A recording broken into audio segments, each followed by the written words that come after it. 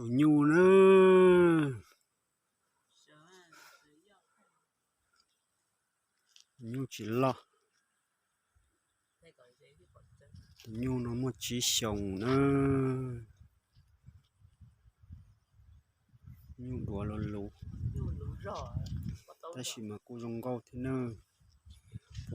Của mua lên tiền đó cũng nhẹ thế à. Như sợ sợ nhẹ, như chỉ mua chiêu, mua từ nhu nó xưa.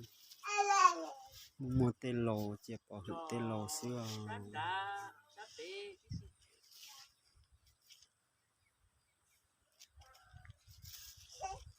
Nhu chi.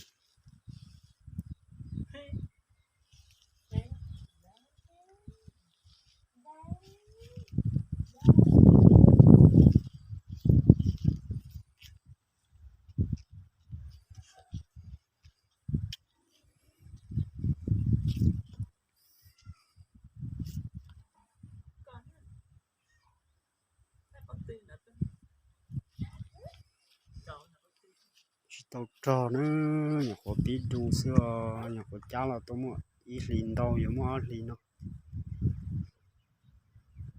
nhưng nó khẩn nó rau thì tiền nữa chơi dùng qua gần đây rau xưa nhà dùng qua đây rau mà bốn đêm mà dùng trò nữa